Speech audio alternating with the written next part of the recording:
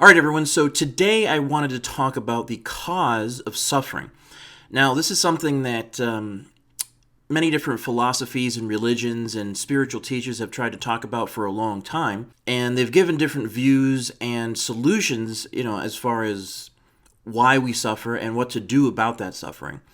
Regardless of whatever your religious views are, whether you're religious or an atheist or whatever religion you are, it's sort of an inescapable reality that we all have to deal with a certain degree of suffering in our lives. And for those of you who are, familiar with Buddhism a little bit, that's kind of the core of what that religion's all about. Buddha wanted to find out kind of what we're talking about here. What is the cause of suffering and what do we do about it? And that was sort of the foundation of the Buddhist religion, right? So some elements of that are going to be included in what we're discussing here today, but this isn't about Buddhism.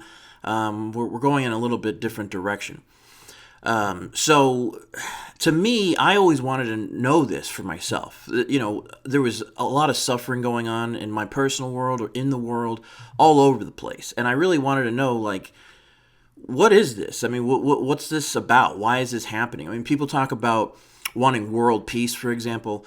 Well, why can't we have it? What is it that's going on within us that's causing such an issue? To the point where we're not only unable to have world peace, but we're kind of fighting each other all the time, right? In sort of like small cases, like in family units, or big cases, like entire nations going to war with one another, right? So I took a journey to find the answer to this question, and I did indeed come across some stuff that I really liked, and I really wanted to just share it with you. I'm not saying this is the answer, right? I'm not saying you got to listen to what I'm saying here. I'm just saying that I explored a lot of stuff, and this is what I discovered that really brought it all together for me. I was on a spiritual path. I experimented with a lot of different paths and spiritual paths and stuff like that. I ultimately ended up learning something called Kriya Yoga meditation, which is fantastic.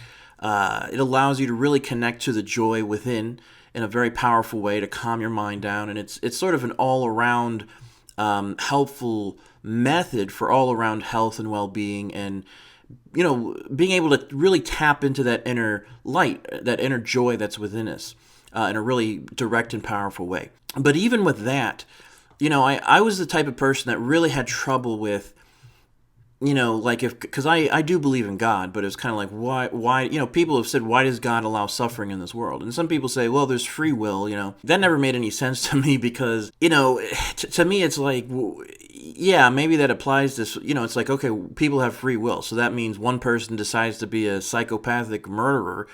But how does that explain the poor child or the poor victim that has to be, subjected to abuse or just outright murder, right? Like what's with the levels of suffering that goes on in this world? So to me, it was sort of inescapable that God was either allowing this, right? Because in the Eastern, in the Western world, a lot of the religions, they have some kind of idea of like God being a supreme creator, and he creates the universe and the world and then interacts with it in different ways, or just sort of like, hanging back, like observing everything going on. In the East, there's different views of how this is like God's dream, right? Which we're kind of like in God's mind, I guess. Which, number one, I don't know how that works. If God is asleep, I don't really get that.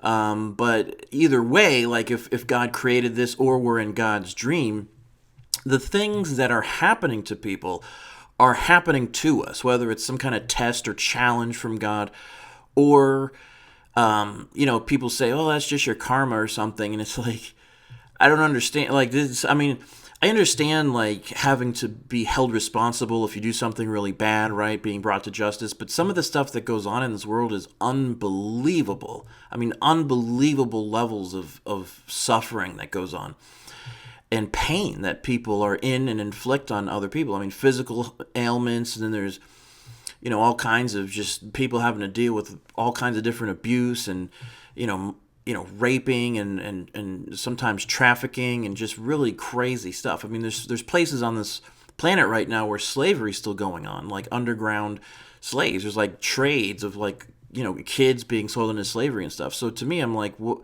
if this is a challenge, like what is, like, to me, it seems like things have really gone off the rails.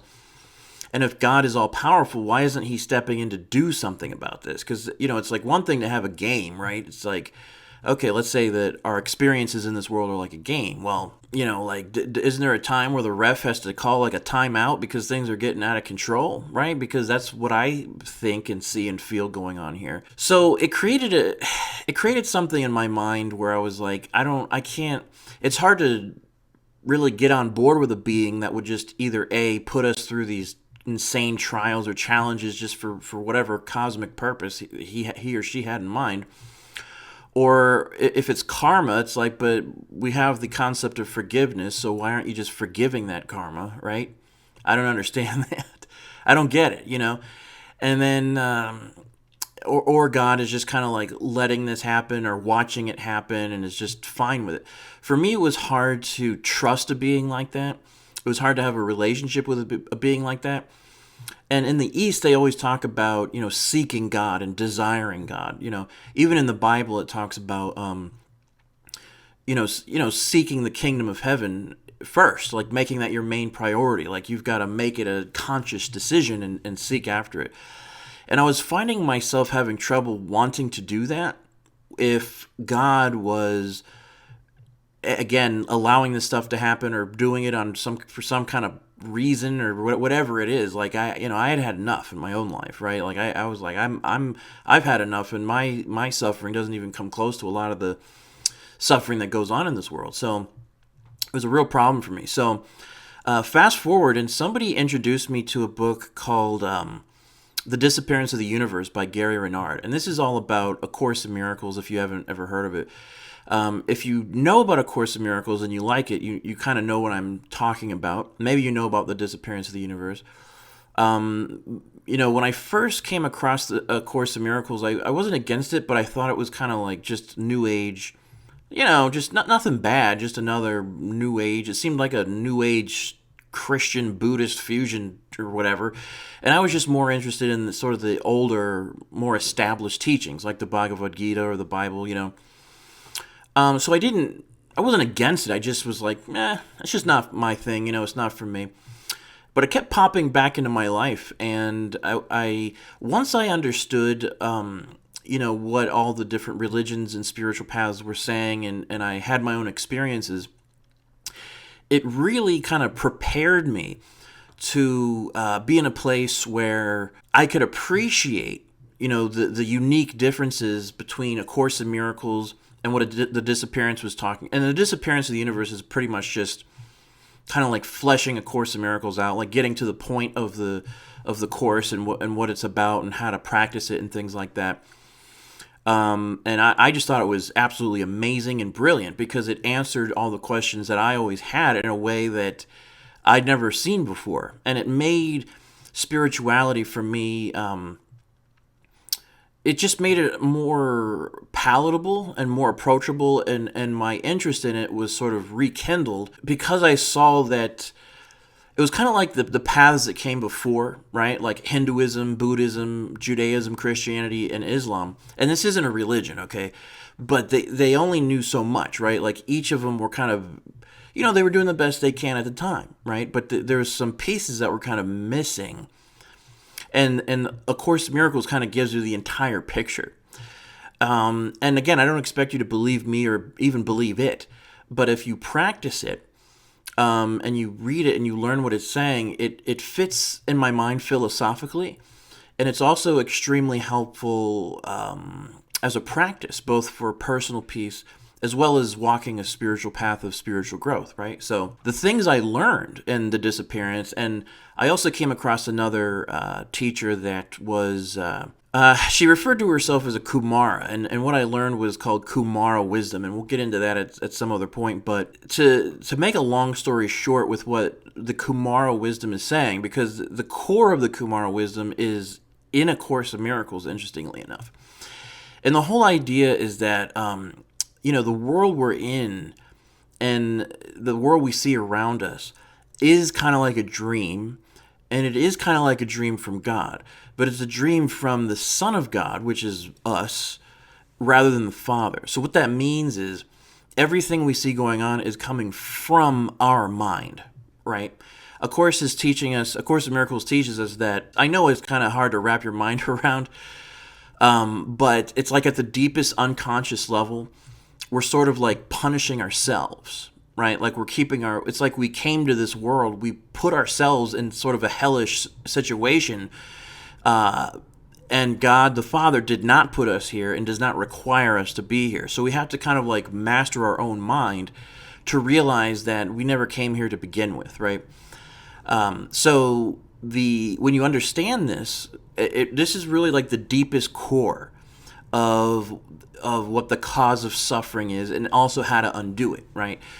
So, philosophically, right, in the Course it says that, God is the only thing that exists, and that what we really are as humans, and we're all kind of like one being. It appears like we're all these different people, but in reality, at the deepest level, we're all one being. We're sort of like an extension of God, right? Which is bliss and wisdom and love and changelessness and eternity. And so that's our real nature. So it's kind of like one day we had this idea in our mind, right? Of, we kind of like contemplated the concept of separation from God or from happiness and bliss.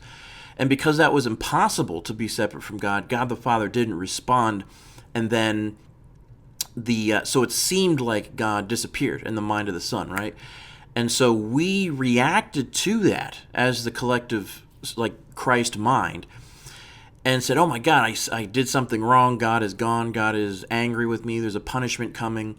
And because we thought we kind of threw heaven away, there was this intense, like, collective feeling of shame, guilt, and self-hatred on a collective level. And we kind of collapsed within ourselves. And we projected this sort of escape universe where we could come to escape, right, the punishment of God. So the suffering I know that's kind of a quick run through there, but that's the core. We experienced a certain degree of shock, fear, and confusion when we believed that we were separate from our source, which is God, and love and light and all that stuff. So then we were like, oh my God, I can't believe we did that. We had shame, guilt, and sort of like self-contempt, right? And we kind of collapsed within ourselves and then just projected a dream universe where we could kind of like hide from the impending punishment of God, right? So like in Genesis, it talks about Adam and Eve being kicked out of the garden. That's kind of what that story is talking about. Like we were in paradise, and then something happened, and we reacted with shame, guilt, and self-contempt, and we left that paradise, and now we're in a world of suffering. This is just meant to be like a really short, brief Cliff Notes version of this. I will link in the description below to both the Disappearance of the Universe and A Course in Miracles if you're interested in what we're talking about here and you'd like to learn more. And so obviously everything we see in our life, from if there's any dysfunction in our home life and whatever, by the way, everyone's going to have to go through something. It could be stuff in the home. It could be health issues.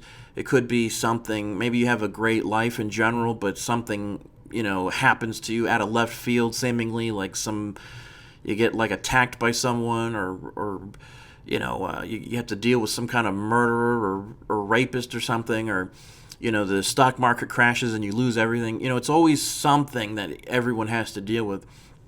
And what the Course is saying is that these moments are sort of like symbolic projections of that original moment where we separated from God. So if you notice, what's interesting is every time something like that happens, whether it's somebody yelling at you or cutting you off in traffic or some kind of fight at home or something much bigger like a terrorist attack or something, there's always a sense of shock, fear, and confusion in our minds that we react to, and it kind of keeps this cycle of suffering going, right? So that's why the sages, right, they always talk about, to one degree or another, not reacting, right? Like training your mind to be like in the observer place and not reacting to the things that you see. It's not that you're not doing anything. It's more like you're responding rather than reacting kind of deal, right? And so with A Course in Miracles, what you're doing is you're practicing sort of a refined version of forgiveness in these situations where you notice that what's happening is happening, in a dream. It's coming from your mind, and that, the way to, undo this is to see through it and not react to that situation. And at the deepest level of our unconscious mind, it kind of, what's happening is it's allowing us to wake up, gradually to our true nature, our true self, and our connection with the source of God and the light. And that is where unlimited bliss and happiness is. That's why they call it the kingdom of heaven, nirvana, moksha. And that's why our experience here is kind of like hell. It's kind of like the opposite of heaven, right? That's what this is. We have to experience suffering and all kinds of obstacles and hurdles, and then ultimately even death, right? Like, even if everything in your life goes well, it's like, things fall apart, things change and shift, and, ultimately we die. So it's like, what's that all about, So when you understand that we're in kind of an illusion right now, what's cool is, like, we're talking about some deep philosophical stuff right now, but if you have this kind of like mindset as you go through your life, it can help you, even just on the surface level, to be able to sort of psychologically process all the crazy stuff that's happening, right? And make it make a little more sense. It also puts the power back in your hands if what you're seeing is coming from your mind and you're not a victim of what you see, rather than everything happening to you, right? Because that's how it seems. It seems like everything happens to us, right? And people say don't be a victim, but the truth is there's only one real way to do that, and that's if you are the source of everything that's happening in your world and the universe. And that's what the Course is saying at the deepest levels. But so the cause of suffering, as far as this philosophy is concerned, is that we believe we separated from our source, our true nature, love, bliss, wisdom, and eternal love, right? And that we are constantly sort of recreating this original trauma, is what I call it, and reacting to it. And we're constantly dealing with all kinds of shame and guilt and self-contempt, and we've got an inner critic to some degree or another that kind of, we put ourselves down, right? We have low self-esteem, and we get into all kinds of problems. And so if you can adopt this thought system, because that's what A Course in Miracles is, it helps on the deepest spiritual levels, but it also helps with just day-to-day, like, inner peace and being able to process and cope with the things that are happening. So to me, it's just amazing. It's brilliant. So I'm the Course is sort of my, I don't know how else to say it, but it's kind of like something in the universe, like, assigned this to me, right? Like, everybody has their own path. But this, to me, it was just a game changer. Again, I'm not saying you have to read it or believe it or whatever, but as someone who's gone through a lot of the different, religions and spiritual paths on the planet, and really kind of sifted through them and tried to practice them and tinker with them, this is the only thing that made it make sense and made spirituality more approachable and sort of doable, to be honest with you. Because a lot of those yogis and stuff, they're meditating like 8 hours a day. I mean, who in God's name, like, can do that? Like, what's the point? What's up with that?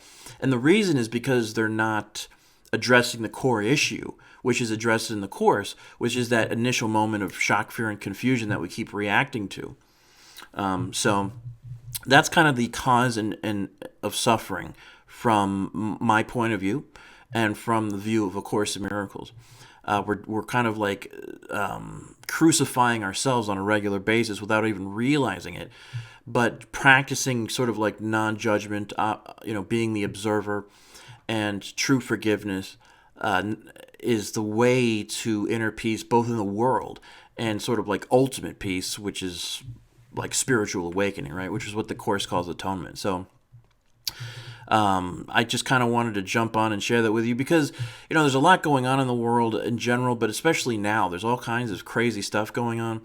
So it's like, when we talk about world peace, it's like, because there's always some tyrant out there, right? Like some bad guy or bad group of people. But if we change the way we see things to where what we're seeing is sort of like a projection of an internal conflict. Again, it's not that we're not acting in the world the way we need to, right? But we are internally not reacting and reinforcing all this stuff to keep going on. and it allows us to have deeper peace. And when we all have that inner peace, then we can have a world of peace, right? So I just kind of felt inspired to share that with you. That's pretty much all I got for you for this video.